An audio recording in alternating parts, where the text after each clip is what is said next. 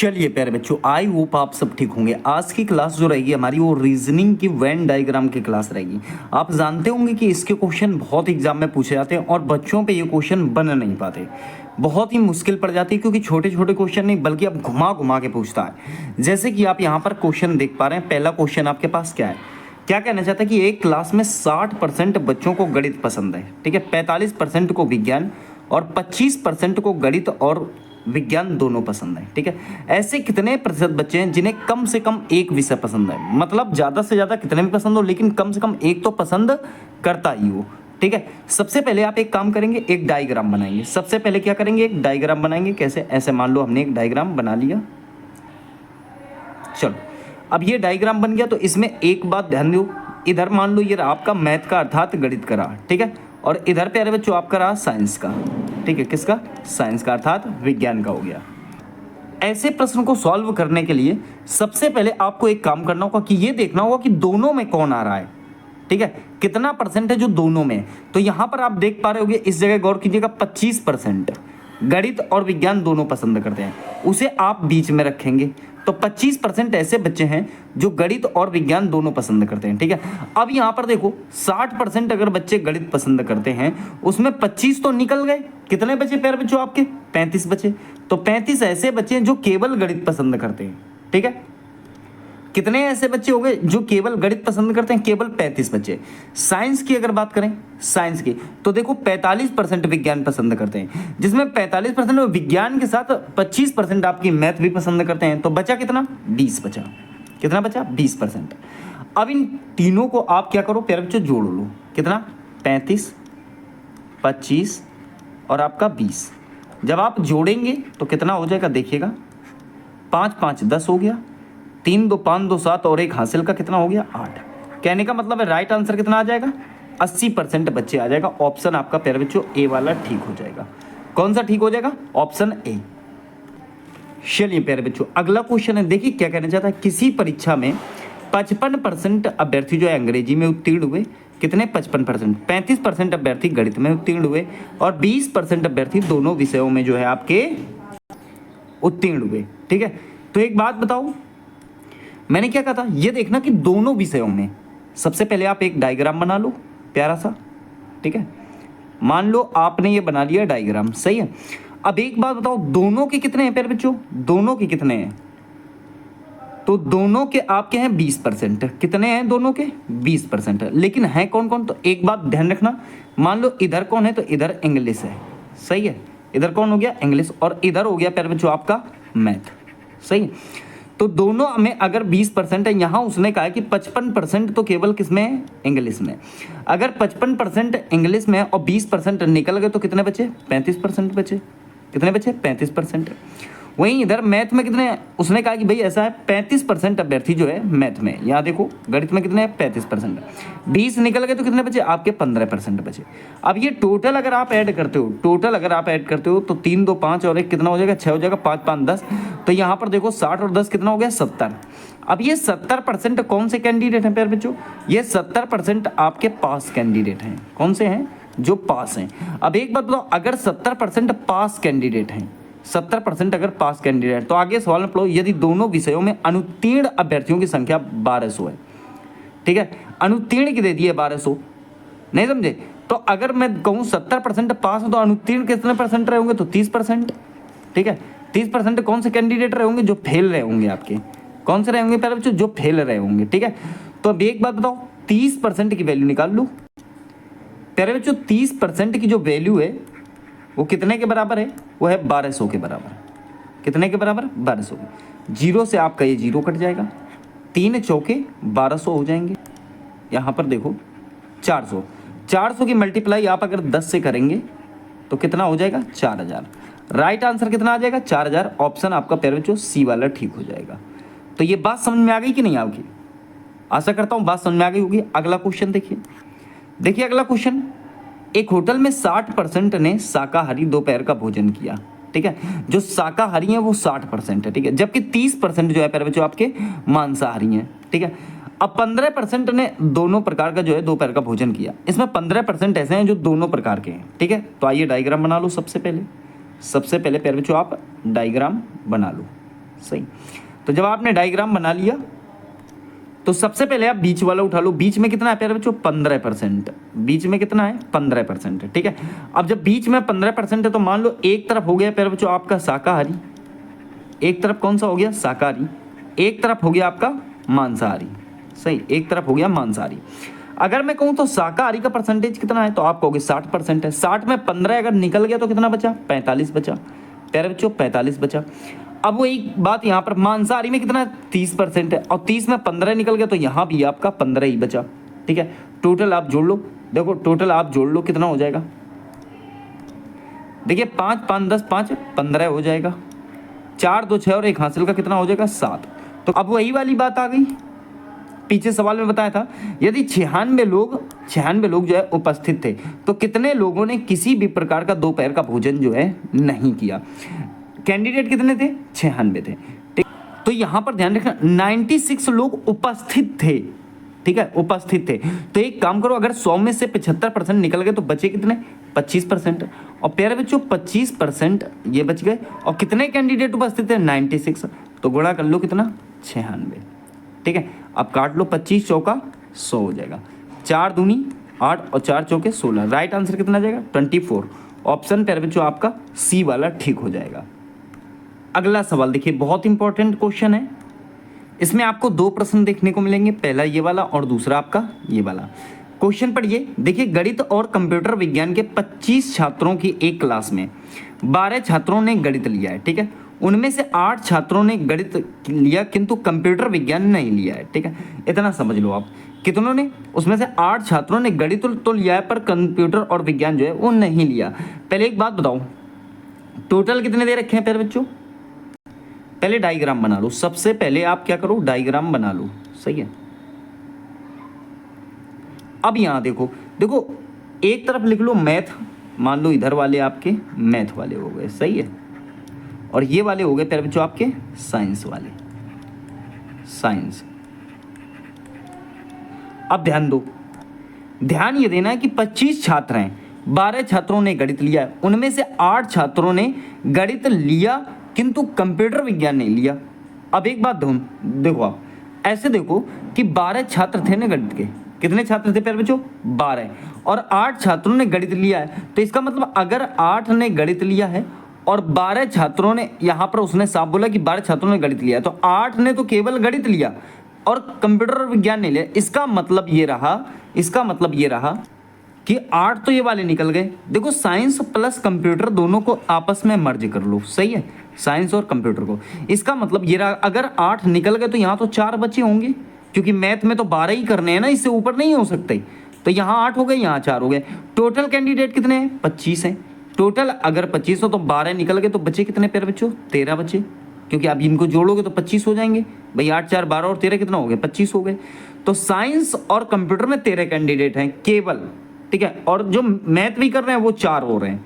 Math अकेले करने वाले 8 हैं, मैथ टोटल करने वाले 12 हैं। बात क्लियर हो गई? क्वेश्चन देखो, उन छात्रों की संख्या कितनी है जिन्होंने गणित और कंप्यूटर जो है विज्ञान दोनों लिया है? यही तो बोल रहा है, उन छात्रों की संख्या कितनी है जिन्होंने गणित और कंप्यूटर दोनों लिया है। प्यारे बच्चों तो गणित ये वाला हो गया और कंप्यूटर आपका ये वाला, तो गणित और कंप्यूटर लेने वाले 4 कैंडिडेट हैं ये वाले। सही है, ऑप्शन आपका डी वाला ठीक हो जाएगा। वहीं अगला देखो, उन छात्रों की संख्या कितनी है जिन्होंने कंप्यूटर विज्ञान लिया है लेकिन गणित जो है नहीं लिया है। कंप्यूटर विज्ञान तो लिया है प्यारे बच्चों पर गणित नहीं लिया। तो गणित ना लेने वालों की संख्या कौन सी है? ये वाली है।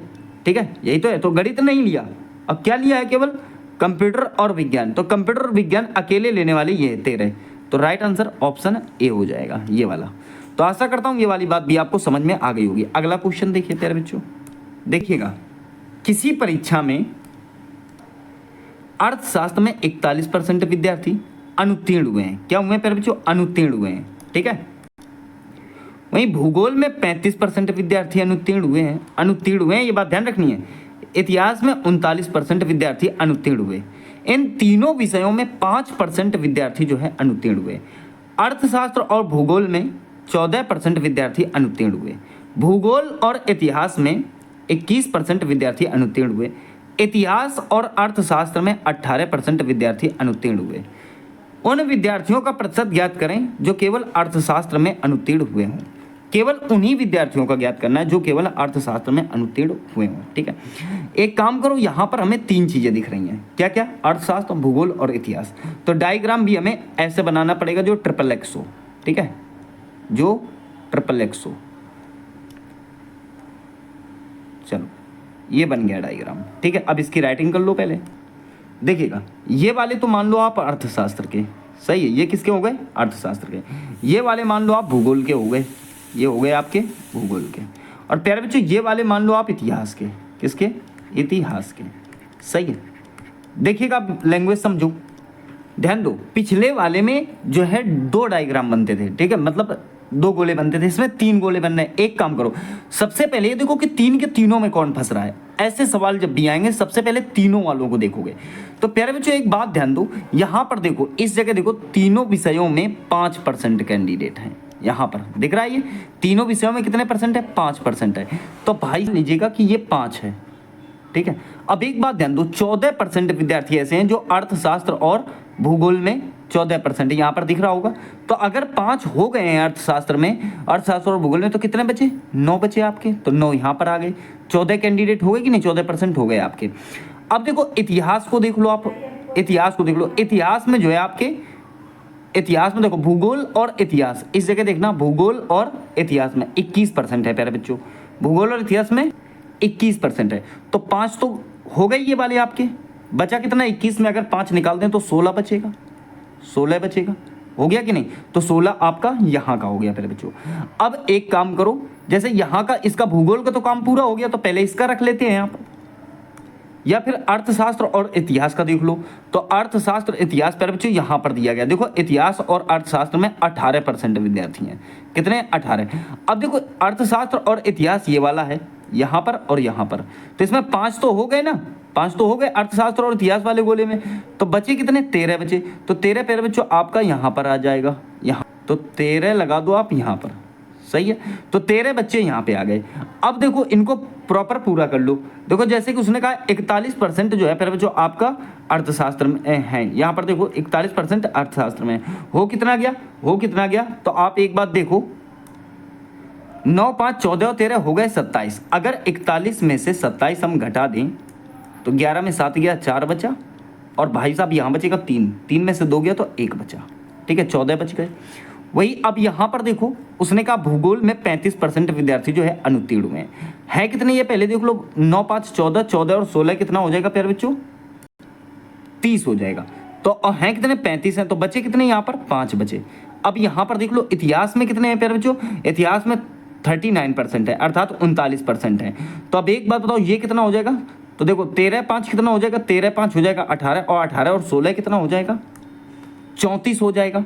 कितना हो जाएगा? 34। और टोटल कितने हैं? तो टोटल है प्यारे बच्चों आपके पास 39। तो कितना बचा? यहाँ भी आपका 5 बच गया। बस इतना काम आपको सवाल में कर लेना था, सवाल आपका बन गया तुरंत 2 सेकंड में।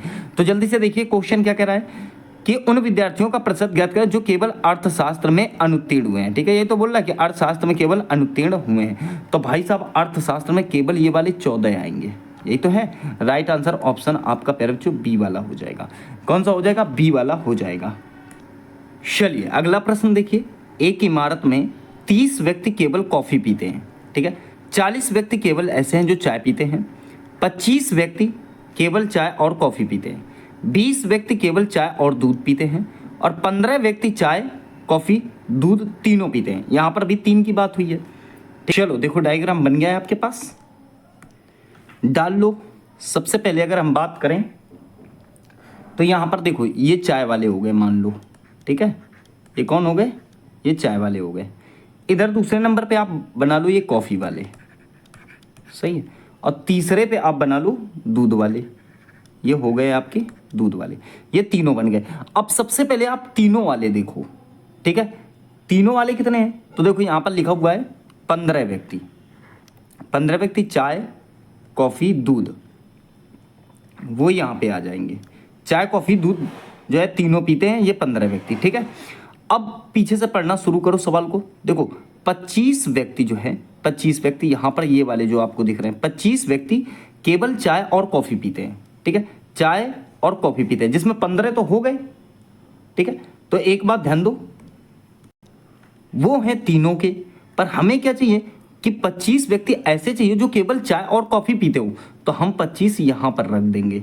ये देखो केवल चाय और कॉफ़ी पी रहे हैं, दो ही चीज़ें पी रहे हैं, ठीक है, 25 हो गए कि नहीं हो गए। अब दूसरी बात देखो, 20 व्यक्ति केवल चाय और दूध पीते हैं, 20 ऐसे हैं जो केवल चाय और दूध पीते हैं, तो 20 आप लगा दो प्यारे बच्चों यहाँ पर, ठीक है कि नहीं। तो ये वाली बात आपकी समझ में आ गई होगी, ठीक है। अब ध्यान दो प्यारे बच्चों, देखिए 30 व्यक्ति केवल कॉफ़ी पीते हैं, 30 केवल कॉफ़ी पीते हैं तो आप 30 लगा दो यहाँ पर। 40 व्यक्ति केवल चाय पीते हैं तो 40 आप लगा दो यहाँ पर, ठीक है। अब देखो कुछ और दिया है, नहीं दिया, इतना ही दिया गया, बाकी आप इनको रहने दो ब्लैंक, सही है, बाकी रहने दो ब्लैंक। अब सवाल पढ़ो, सवाल क्या कहना चाह रहा है। सवाल पहला क्या कह रहा है कि चाय पीने वालों और कॉफ़ी पीने वालों की संख्या के बीच का अंतर बताओ। भाई साहब, चाय और कॉफ़ी पीने वाले की संख्या के बीच का अंतर बताना है आपको। तो एक काम करो, टोटल कैंडिडेट अगर निकालें तो कितने हो गए, 100 हो गए। पहले क्वेश्चन को देखिए, पहले को 100 हो गए। अभी 100 में अगर बात करूं मैं, 100 में बात करूं तो चाय कॉफ़ी वाले हैं कितने, तो प्यारे बच्चों 40 तो ये हो गए, 30 ये हो गए, कितने हो गए 70। 100 में 70 अगर निकाल दें तो कितना आंसर आ जाएगा 30। आंसर कितना आ जाएगा 30, तो ऑप्शन पहला ठीक हो जाएगा। दूसरा क्वेश्चन देखिए, केवल कॉफ़ी पीने वाले लोगों की संख्या तीनों पे अर्थात दूध चाय और कॉफ़ी पीने वाले लोगों की तुलना में कितनी है, ठीक है। तो दूसरे क्वेश्चन में आप एक बात समझिएगा कि केवल कॉफ़ी पीने वाले लोगों की संख्या कितनी है, तो 30 है, ठीक है। और वहीं दूध चाय और कॉफ़ी इसकी 15 है, ठीक है। तो देखो इससे कितनी अधिक है, तो 30 माइनस 15 अगर करोगे आप तो कितना हो जाएगा प्यारे बच्चों, 15 हो जाएगा। तो कितनी अधिक है, 15 अधिक है। ऑप्शन इसका ए वाला ठीक हो जाएगा, ये वाला सही है। तो ये वाली बात भी आपको समझ में आ गई होगी। अगला सवाल, चलो अगला क्वेश्चन पढ़िए। एक इलाके के 150 लोगों को रोजाना काम के लिए यात्रा करनी होती है, उनमें से केवल जो 25 हैं बस से यात्रा करते हैं, 40 ट्रेन से यात्रा करते हैं, 20 टैक्सी और ट्रेन दोनों से यात्रा करते हैं, 30 केवल निजी कार का इस्तेमाल करते हैं, 25 बस और टैक्सी लेते हैं और बाकी केवल टैक्सी से यात्रा करते हैं, ठीक है। ये तो है। चलो डायग्राम बना लो सबसे पहले।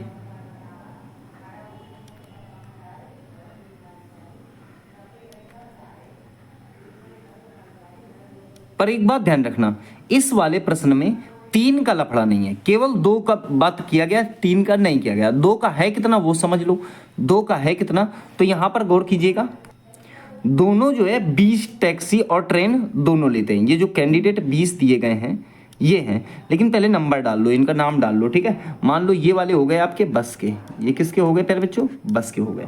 ये वाले हो गए आपके ट्रेन के, सही है, ये हो गए आपके ट्रेन के, ठीक है।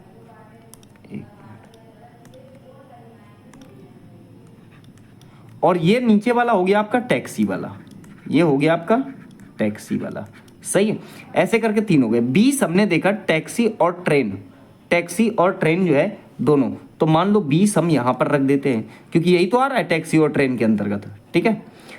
और जो है आगे अगर देखें 25 जो है बस और टैक्सी लेते हैं, 25 ये वाले जो हैं, ये वाले 25 जो है ये बस और टैक्सी लेते हैं, तो बस और टैक्सी वाले का कितना हो जाएगा, 25 हो जाएगा।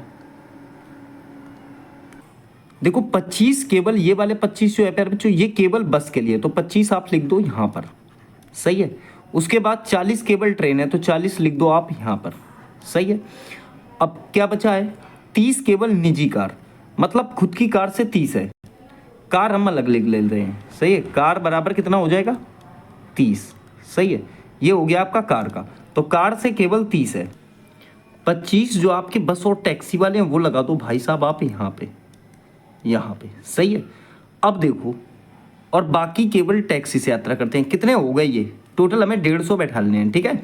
30 ये वाले भी जोड़कर, तो देखो 40 और 40 20 60 और 50 ये कितने हो जाएंगे 110 हो जाएंगे, सही है। और 110 और 30 कितना हो जाएगा 140। 10 जो बचा होगा वो शायद टैक्सी के लिए, क्योंकि उसने कहा है ना बाकी केवल टैक्सी से यात्रा करते हैं, तो टोटल हो गया 150, ठीक है। अब उसने क्या कहा, क्वेश्चन पहला चेक करिए, क्वेश्चन पहला चेक करिए क्या कहना चाह रहा है।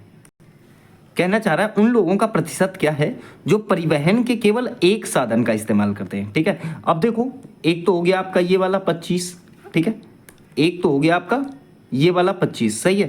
तो एक 25 ये हो गया और 40 और 30 ये और 10 ये, तो भाई साहब 40 30 70 80 और 25 कितना हो जाएगा 105। ठीक है, टोटल कितना हो जाएगा 105। पहले वाले का उत्तर देखिएगा 105 कितने में से भाई साहब 150 में से, और गुणा कर दो आप किससे 100 से, गुणा कर दो आप किससे 100 से, सही है। 0 से 0 काट दो, 5 तियाँ 15 और 5 दूनी 10, यही तो हो जाएगा। 3 तियाँ 9 और 3 पंजे 15, तो 35 दूनी 70 हो जाएगा। कितना हो जाएगा 70%। तो राइट आंसर इसका कितना आ जाएगा 70%। ऑप्शन आपका ए वाला ठीक हो जाएगा। अब उससे आपसे क्वेश्चन 2 देखिए, इन सभी में से कितने लोग यात्रा के लिए टैक्सी का इस्तेमाल करते हैं। क्वेश्चन नंबर दूसरा देख लो, क्वेश्चन नंबर दूसरा ये था आपका पहला।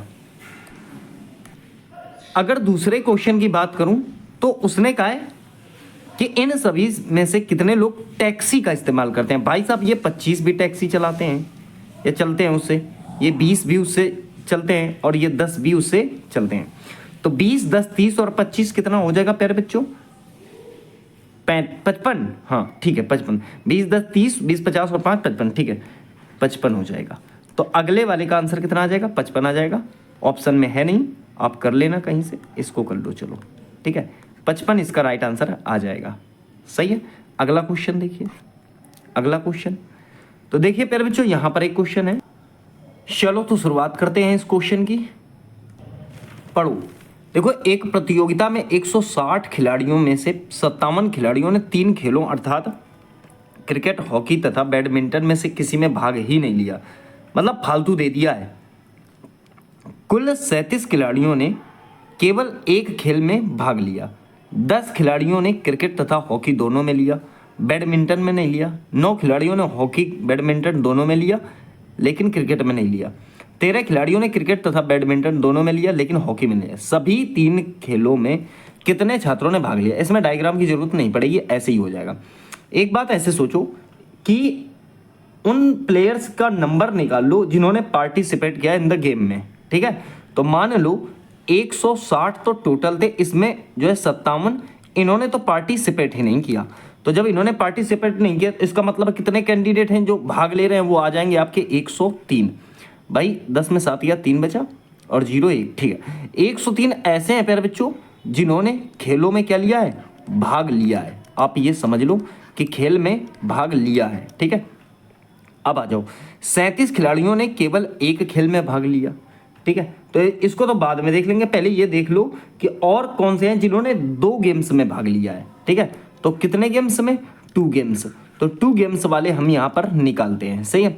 कौन कौन से हैं देखो 10 9 और 13, तो 10 + 9 और +13 ये तीनों ऐसे हैं जिन्होंने 2 गेम्स में भाग लिया है। तो आप कह सकते हो number of players who participated in 2 games only, ठीक है। कौन कौन से हो जाएंगे, तो ये कितने हो जाएंगे 10 9 13 कितने हो जाएंगे, जोड़िएगा 9 3 कितना हो जाएगा 12 हो जाएगा, ठीक है। और ये आपका 1 1 2 और 1 हासिल का 3 32 हो जाएंगे, सही है। 32 तो आपके ये वाले हो गए। अब भाई साहब ऐसे कैंडिडेट ढूंढ लो जो 3 गेम वाले हैं, ठीक है। उनकी संख्या आपको दे रखी है यहाँ पर, देखिए कुल 37 खिलाड़ियों ने, यहाँ पर देखिएगा कुल 37 खिलाड़ियों ने केवल एक खेल में भाग लिया। तो अगर हम इसमें 37 जोड़ दें, इसमें 37 जोड़ दें तो कितना हो जाएगा, ये 7 2 9 हो जाएगा प्यारे बच्चों, 3 3 6 69 आ गया। टोटल कितने कैंडिडेट थे 103। तो आप 103 में अगर घटा दोगे 69 को तो कितना बच जाएगा, 13 में 9 गया 4 बचा और 9 में 6 गया 3 बचा। राइट आंसर कितना आ जाएगा प्यारे बच्चों 34 आ जाएगा, अर्थात 34 ऑप्शन आपका बी 34 ठीक हो जाएगा। चलिए अगला क्वेश्चन देखिए ये वाला। अब इस क्वेश्चन का उत्तर आप प्यारे बच्चों हमें कमेंट बॉक्स में देंगे, ठीक है। इतना तो कर ही सकते हो, अगर आपके लिए मैं इतना कर सकता हूं तो एक क्वेश्चन का आंसर तो आप कमेंट बॉक्स में दे ही सकते हो। तो चलिए मुलाकात करेंगे नेक्स्ट वीडियो में।